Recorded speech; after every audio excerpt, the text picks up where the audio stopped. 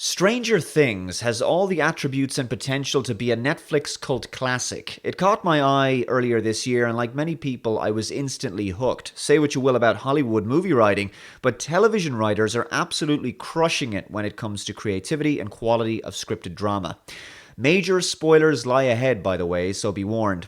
This is a sci fi horror series based during the 1980s, which was a very refreshing decision indeed. The authenticity and nostalgia element alone, and homage to John Carpenter films and movies like The Goonies, makes this series visually, thematically, and tonally very different. So, what's it all about? Well, it's based in a small town in Indiana. Incidentally, in the same year I was born, 1983, a young boy named Will Byers goes missing in the woods after being chased by some kind of strange alien like creature and transported into another realm.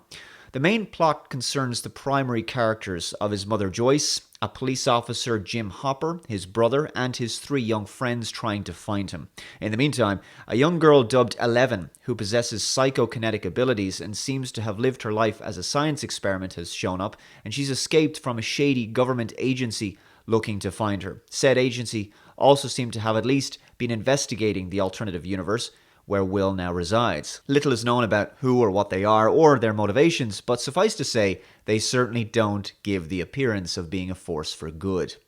I won't go into too much detail and turn this into a full review of the series, more a kind of thoughts and opinions piece.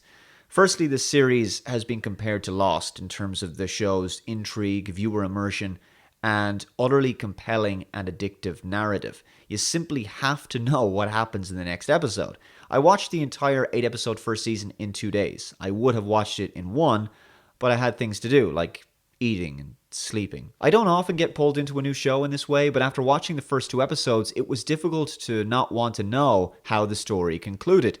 The character of Hopper was without doubt my favourite. Not only was he a caustically funny and sardonic character, totally irreverent, he was also a fully three-dimensional one, tortured by the death of his own daughter, hardened by trauma, but heroic and fearless despite his baggage. And almost every character on the show has their own baggage they must overcome. None more so than Will's mother Joyce, played by Winona Ryder. Ryder does an incredible job with Joyce. This character reminded me of Ripley from Aliens. No one believes her son is trying to speak to her from another dimension. She knows she's not crazy, but her sanity is being seriously questioned as the reality around her and the helplessness she feels for her lost son begin to take their toll.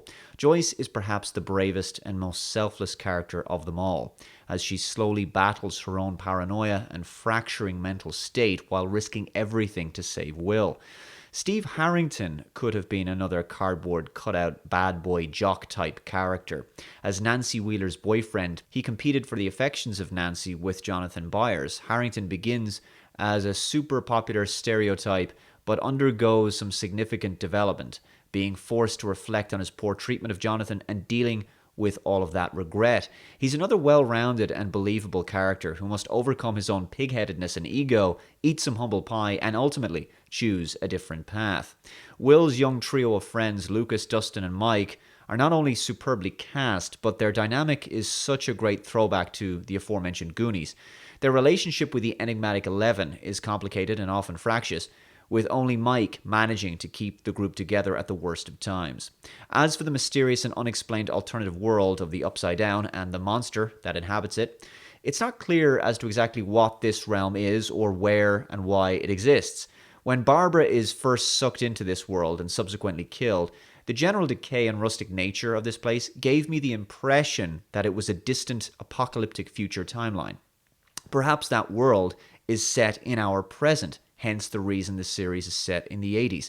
I thought that maybe that world was the result of some catastrophic event that is due to happen sometime in the 80s that our heroes must avert. But as the show went on, it became more clear that it's less of a future world and more of an alternative dimension existing beneath our own. What's weird is that many of the same objects, locations, and buildings exist in both worlds, but aside from the monster, it appears to be totally uninhabited. Why do things from our world even exist there? Will any of this be explained in Season 2? I sure hope so. In one of the final scenes in the last episode, Hopper is seen getting into a car as instructed by the agency that Martin Brenner works for. What did they say to him? What was the extent of their conversation? And also, How did he manage to negotiate getting himself and Joyce free from the Hawkins laboratory? Many questions still unanswered, it seems. I'm also hoping that the show doesn't lose the run of itself like Lost and become too weird as the seasons progress. Despite dealing with fantastical sci-fi concepts, what keeps the show and its mythology compelling is just how believable the writers managed to make it all. Fingers crossed this approach continues. Anyway, those are my thoughts on the amazing new Netflix series Stranger Things. Let me know your thoughts in the comments below. Thanks for watching, and I'll see you next time. Bye-bye.